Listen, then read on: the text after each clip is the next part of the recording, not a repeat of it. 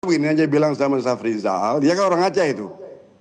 Suruh pulang ke Aceh, kemudian datang ke Sabang, kemudian klaim Andaman dan Nicobar itu milik Indonesia. Gitu. Karena dia dekat dengan Sabang. Andaman Nicobar itu cuma 3 jam dari Sabang kalau kita berlayar. Kalau ke India mereka bisa belasan jam. Itu logika apa yang dia pakai seperti itu. Tapi kalau mendengar kabar pengalihan 4 pulau ini, menurut Anda sebagai akademisi yang melihat tentang 4 pulau ini seperti apa yang dialihkan ke Sumatera Utara? Secara umum dulu, Prof. Saya agak terkejut dengan statement Pak Mendagri. Kalau nggak setuju bawa ke PT UN. Saya tahu ketika konflik Aceh dia itu Kapolri kalau nggak salah. Atau Wakapolri. Jadi pernyataan seperti itu naif secara politik. Itu sangat naif.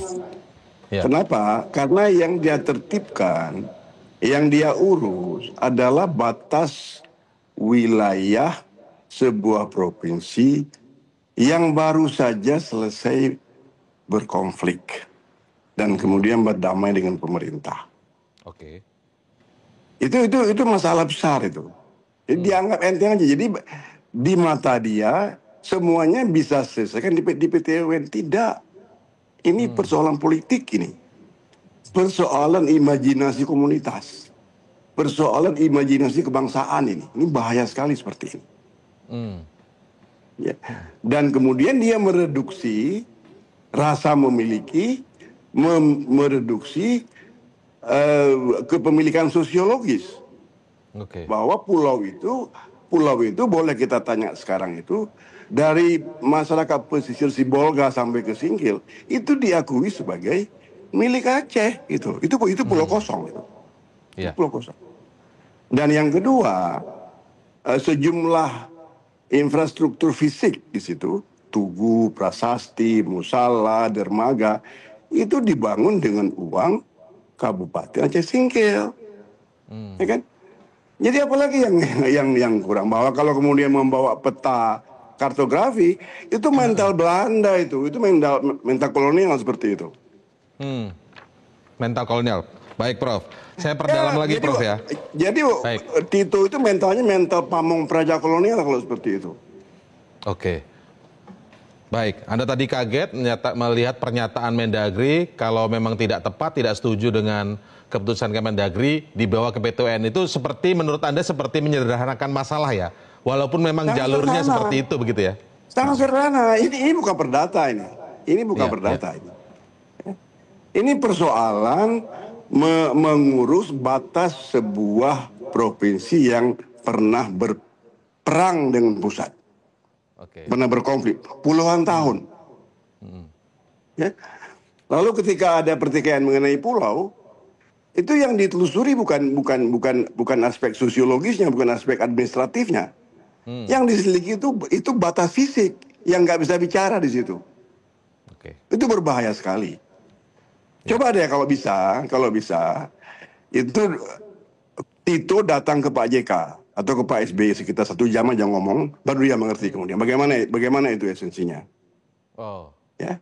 Jadi dia telah dengan sengaja atau tidak itu merusak kepercayaan masyarakat Aceh, menyentuh martabat sesuatu yang diperjuangkan dengan perang gitu. Ya, diperjuangkan dengan darah. Tapi kemudian Aceh Merdeka dan Republik berdamai. Sebagian besar mimpi Aceh Merdeka dikuburkan, kemudian bergabunglah dengan Republik, lalu kemudian ini mau diusik sekarang. Ini berbahaya sekali. Berarti menurut Anda kurang lebih seperti ada ahistori ya terhadap hal ini ya? Iya. Jadi jangan dilihat pulau fisik kemudian batas fisik. Ya. Itu berbahaya sekali. Ada simbol di situ. Ada ruang itu punya simbol itu, punya nyawa di situ. Ya. Dan itu diakui secara sosiologis. Kalau kita tanya kepada nelayan Tapanuli Tengah yang singgah di situ, ini milik Aceh. Singgah ke Sibolga juga begitu. Orang Sibolga juga begitu. Orang Singkil apalagi. Baik. Prof, secara kemasyarakatan di sana, Anda sebagai akademisi dan juga guru besar ilmu sosiologi ya, secara kemasyarakatan di sana, memang apakah kulturnya atau rohnya itu adalah lebih cenderung ke Aceh begitu? Apakah demikian maksudnya, Prof? Itu pulau-pulau kosong ya, itu pulau-pulau kosong. Oh, pulau kosong. Tetapi kalau kita bicara habitat ekologi sosial gitu, itu penduduk Singgil itu merasa milik mereka. Milik mereka, karena mereka lah yang di situ kalau angin ribut, kalau angin badai mereka berduduk di situ, kalau perlu air mereka di situ, dan itu juga menjadi pulau tempat singgah nelayan-nelayan dari Sibolga dan dari Tapanuli Tengah, dan mereka mengakui baik orang Sibolga maupun orang Tapanuli Tengah itu mereka mengakui itu milik Aceh gitu. Anda boleh kirim orang sekarang rahasia ke pesisir Sumatera itu, tanya kepada nelayan. Jadi, itu. Maksudnya Ya kan? masyarakat di Tapanuli Tengah pun sebenarnya juga Oh merasakan ya, bahwa itu sudah puluhan tahun, itu sudah jauh sebelum merdeka itu sudah seperti itu. Okay. Ini yang diabaikan oleh Tito. Tito nggak mau tahu itu. Tito dia mentalnya mental pamong praja gitu. Oke, baik. Prof, ini saya tambahkan ya, ada pernyataan dari Ditjen Bina Administrasi Kewilayahan Kementerian Dalam Negeri ya, Safrizal Zakaria Ali, ini menyebutkan seperti ini. Ini pulau panjangnya, titik ini ke pantai ini kira-kira 1,9 km di pantai Tapteng. Jadi maksudnya dekat dengan Tapteng nih, pulau panjang ini. Ya. Kemudian Pulau Lipan, pantainya 1 kilo dari Tapteng ya. Kemudian turun lagi ke Pulau Mangkir Ketek, Mangkir Kecil, 0,9 km, lalu hanya 1,2 km ke pantai Tapanuli Tengah. Maksudnya lebih dekat secara fisiknya tadi ya kan, Anda tadi sempat menyebut ya, secara fisiknya itu ke Tapanuli Tengah. Ini menurut Ditjen Bina Administrasi Kewilayahan Kementerian Dalam Negeri, Safrizal Zakaria Ali. Bagaimana, Prof? Jadi kalau begitu begini aja bilang sama Safrizal, dia kan orang Aceh itu.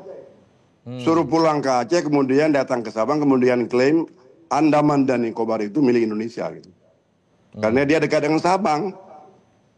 Andaman Nicobar itu cuma 3 jam dari Sabang kalau kita berlayar. Kalau ke India mereka bisa belasan jam. Itu logika apa yang dia pakai seperti itu?